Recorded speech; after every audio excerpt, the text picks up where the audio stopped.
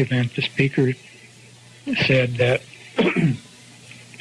his purpose was to tell us about changes which would be brought about in the next 30 years or so that an entirely new worldwide system would be in operation before the turn of the century. As he put it, we plan to enter the 21st century with a running start. He said as we listened to what he was about to present, he said, some of you will think I'm talking about communism. Well, what I'm talking about is much bigger than communism. At that time, he indicated there is much more cooperation between East and West than most people realize. In his introductory remarks, he commented that he was free to speak at this time. He would not have been able to say what he was about to say even a few years earlier, but he was free to speak at this time because now, and I'm quoting here, everything is in place and nobody can stop us now. That's the end of that quotation. He went on to say that most people don't understand how governments operate, and even people in high positions in governments, including our own, don't really understand how and where decisions are made. He went on to say that the people who really influence decisions are names that, for the most part, would be familiar to most of us, but he would not use individuals' names or names of any specific organizations. But that if he did, most of the people would be names that were recognized by most of his audience. He went on to say that they were not primarily people in public office, but people of prominence who were primarily known in their private occupations or private positions. The speaker was a doctor of medicine, a former professor at a large Eastern university, and he was addressing a group of doctors of medicine, about 80 in number.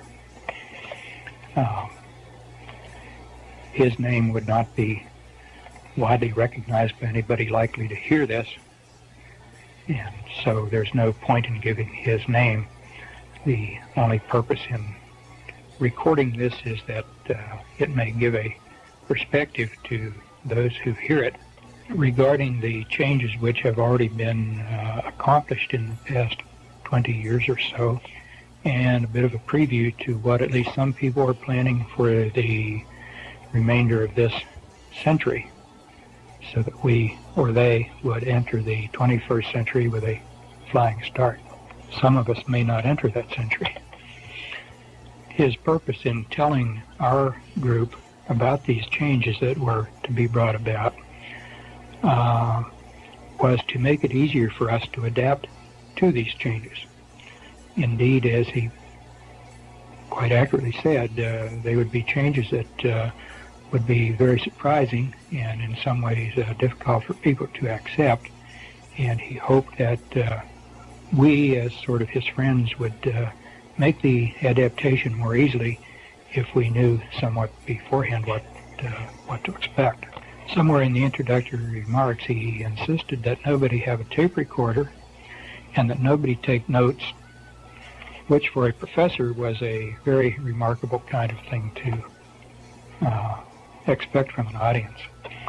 Something in his remarks suggested that there could be negative repercussions against him if it became widely known what he was about to say to our group, if it became widely known that indeed he had spilled the beans, so to speak.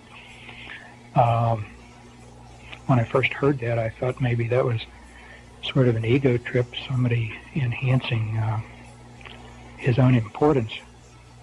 But as the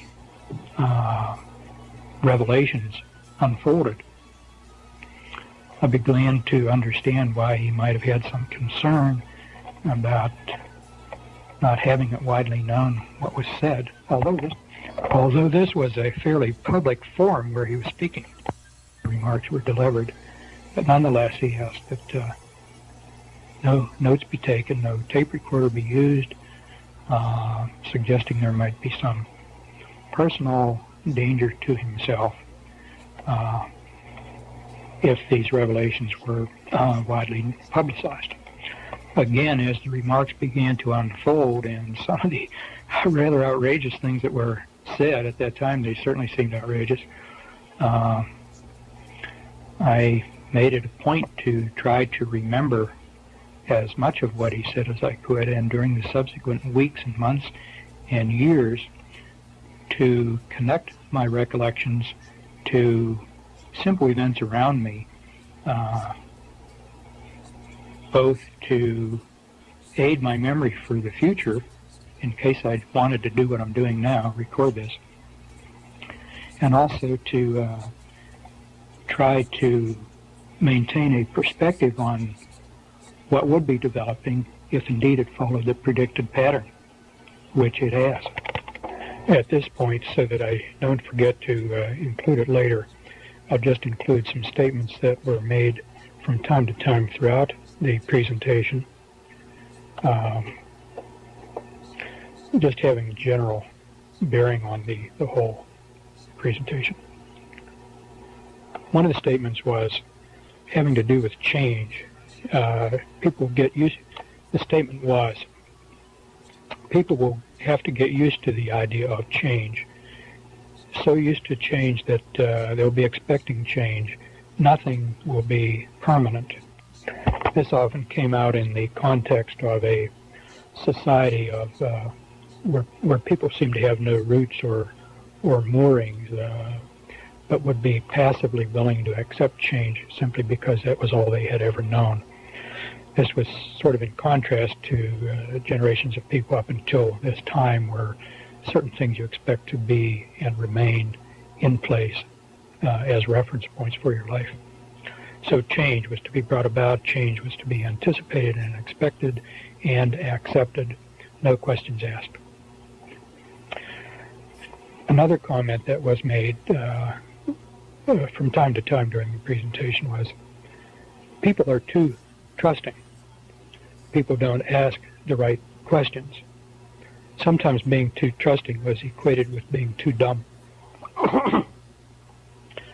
But sometimes when he would say that and say people don't ask the right questions, it was almost with a sense of regret, as if he were uneasy with what he was a part of and wished that people would challenge it and maybe not be so trusting.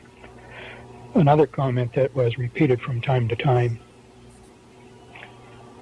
this particularly in relation to changing laws and customs and specific changes.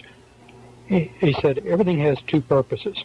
One is the ostensible purpose, which will make it acceptable to people. And second is the real purpose, which would further the goals of establishing the new system and having it. Frequently he would say, there's no other way. There's just no other way. This seemed to come as sort of an apology, particularly when at the conclusion of describing some particularly offensive changes, for example, the promotion of drug addiction, which we'll get into shortly. He was very active with population control groups, the population control movement, and population control was really the entry point into specifics following the introduction. He said the population is growing too fast. Numbers of people living at any one time on the planet must be limited, or we will run out of space to live. We will outgrow our food supply, and we will overpollute the world with our waste. People won't be allowed to have babies just because they want to or because they are careless. Most families would be limited to 2. Some people would be allowed only 1, and the outstanding person or persons might be selected and allowed to have 3. But most people would allow to have only 2 babies. That's because the zero population growth is 2.1 children per completed family, so something like every 10th family might be allowed the privilege of the third baby. To me, up to this point, the word population control primarily connoted limiting the number of babies to be born. But this remark about what people would be allowed and then what followed made it quite clear that when you hear population control, that means more than just controlling births. It means control of every endeavor of the entire world population.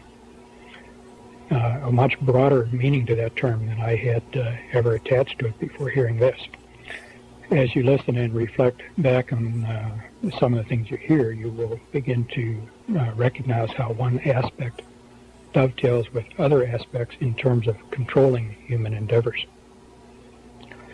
Well, from population control, a natural next step then was sex. He said sex must be separated from reproduction. Sex is too pleasurable and the urges are too strong to expect people to give it up. Chemicals in food and in the water supply to reduce the sex drive are not practical. The strategy then would be not to diminish sex activity, but to increase sex activity, but in such a way that people won't be having babies. And the first consideration then here was contraception. Contraception would be very strongly encouraged, and it would be connected so closely in people's minds with sex that they would automatically think contraception when they were thinking or preparing for sex. And contraceptives would be made universally available. Nobody wanting contraception would be find that they were unavailable. Contraceptives would be displayed much more prominently in drugstores and right up with the cigarettes and the chewing gum out in the open rather than hidden under the counter where people would have to ask for them and maybe be embarrassed. This kind of openness was a way of suggesting that contraceptives are just as much a part of life as any other item sold in the store. And contraceptives would be advertised. And contraceptives would be dispensed in the schools in association with sex education.